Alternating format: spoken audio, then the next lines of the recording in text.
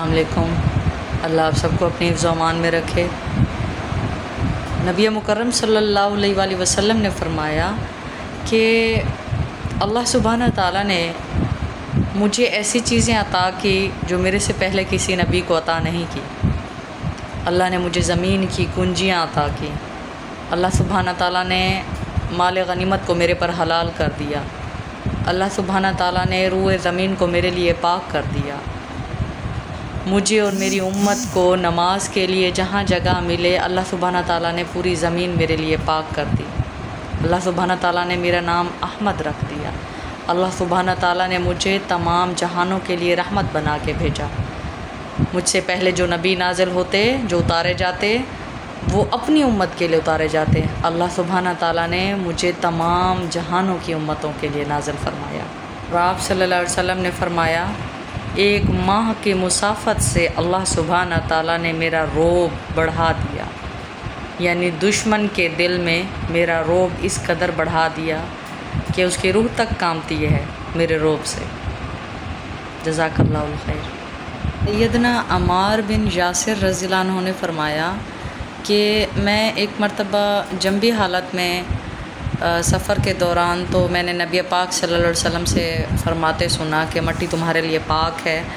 تو میں نے کیا کیا، میں نے اپنے آپ کو پاک کرنے کے لیے جب مجھے پانی میسر نہ ہوا تو میں زمین پر لیٹ کے لوٹ پوٹ ہو گیا۔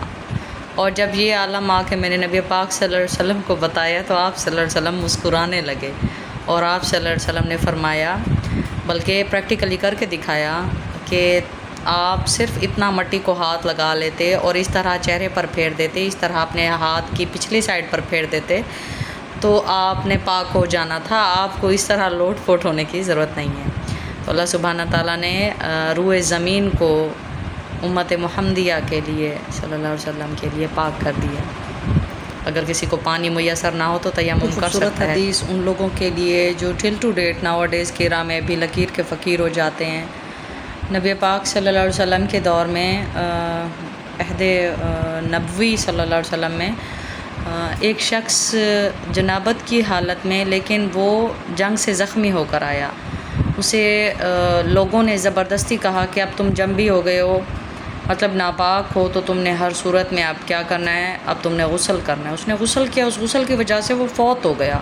تو نبی پاک صلی اللہ علیہ وسلم اتنا غصہ ہوئے اور آپ صلی اللہ علیہ وسلم نے فرمایا لوگوں نے اسے قتل کر دیا۔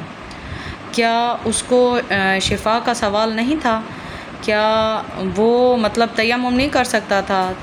تو تیمم اکثر ہمارے ساتھ ہوتا ہے، مجبوری ہوتی ہے، کوئی ایسی پریشانی ہوتی ہے جس کی وجہ سے ہم پانی میں ہاتھ نہیں ڈال سکتے، کوئی بیماری لاحق ہو جاتی ہے، تو اس حوالے سے بھی یہ حدیث مبارکہ جو کہ صحیح سند سے ثابت ہے، مسند احمد میں ہے۔ اب آپ دیکھیں عہد نبوی میں بھی آپ صلی اللہ علیہ وسلم نے اس قدر رخصت عطا فرمائی۔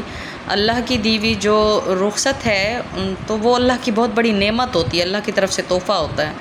اگر کسی کو کوئی مسئلہ ہے، کوئی بیماری ہے، کوئی تکلیف ہے، خاص طور پہ ٹھنڈ میں مسئلہ ہوتا ہے، کسی کو انفیکشن ہوتا ہے، کسی کو الرجیز ہو جاتی ہیں پانی میں ہاتھ ڈالنے سے، تو کسی کے پاؤں پر بہت زیادہ ہوتی ہے، تو آپ پاک مٹی اپنے پاس رکھیں۔